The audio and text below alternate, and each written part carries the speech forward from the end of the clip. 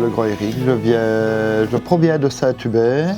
Donc je suis artisan couvreur, je fais des toitures, donc indépendant. Et je me suis donc tourné vers la dunanderie dans l'idée, l'objectif de refaire des coques et des girouettes d'église. Et en allant au cours à Dinan, j'ai découvert qu'on pouvait façonner le zinc, le cuivre et le laiton de différentes manières. Le métier provient de Dinan proprement dit, donc, parce que dans le temps, les matières premières arrivaient le long de la Meuse. Et alors d'un côté de la Meuse, il y avait les chaudronniers, donc ceux qui faisaient les marmites en cuivre, les casseroles, etc. Et puis à un moment donné, il y a un évêque qui a demandé pour faire des décorations d'église. Et il y a une partie de dinandiers qui se sont spécialisés vraiment dans ce qui est côté décoration. Je chauffe la tôle de cuivre pour dilater les molécules. Parce que le cuivre, plus on tape dessus, plus on serre les molécules. Alors, à un moment donné, il devient cassant. Et le fait de chauffer en rouge cerise comme ça, donc on dilate les molécules et on va le refroidir à l'eau. Voilà, donc là il est refroidi d'un coup. Et là, je le repasse dans l'acide 2 secondes pour renettoyer la feuille de cuivre. J'ai déjà fait les études de mécanicien, donc j'adorais déjà tout ce qui était métal. Et au fait, là, j'ai eu la chance de travailler donc, comme ardoisier pour le patrimoine, où là j'ai fait des belles réalisations en ardoise. Et là j'ai vu des superbes épis, des superbes coques. Et voilà, et je me dis, je vais essayer. Et je n'ai plus lâché, non, du tout. J'ai vraiment envie de pouvoir vraiment à la limite me perfectionner vraiment dans cette voie-là. Aussi bien aux décorations intérieures que pour des décorations de toiture. Comme je me dis, je ne vais pas en rajeunissant, donc c'est plus facile d'aller dans mon atelier que d'aller sur les toits.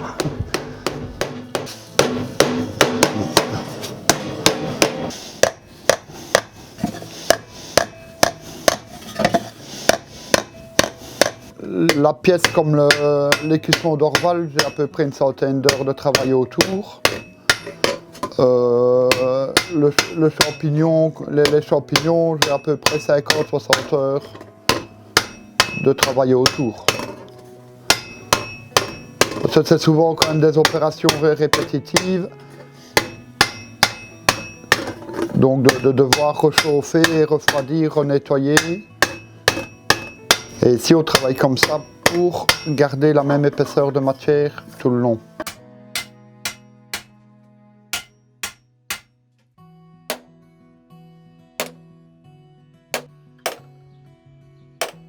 Pour le dinandier, il y a le marteau de ciselage.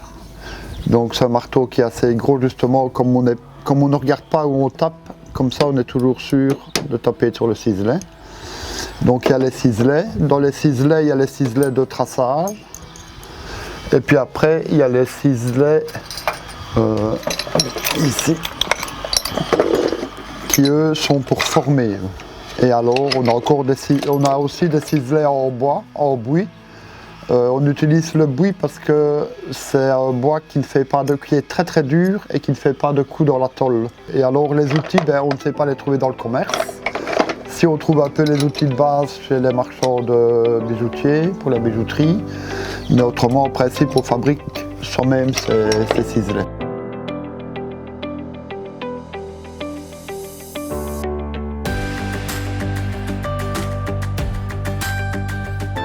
Pour avoir les nuances des patines, c'est toujours avec des essais. Donc, pour le rouge, ça s'est fait avec du borax. La bleue ici, ça je l'ai fait avec un mélange avec de l'alcool et du pigment de Prusse. Et au fait, donc je chauffe ma tôle et je prends mon pinceau que j'ai trempé dans l'alcool, je le frotte et puis je rechauffe. Et je fais plusieurs essais jusqu'à obtenir vraiment ce que je désire.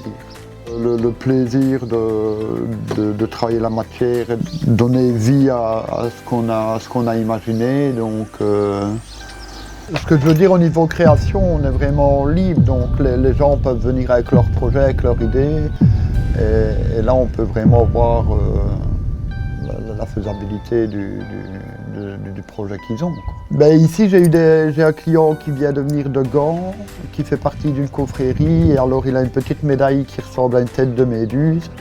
Et il voudrait bien arriver à en refaire parce qu'il ne retrouve personne pour les faire. Mais c'est pour justement montrer à ces gens-là qu'il y a encore des gens comme nous, des personnes comme nous qui peuvent réaliser leur objet.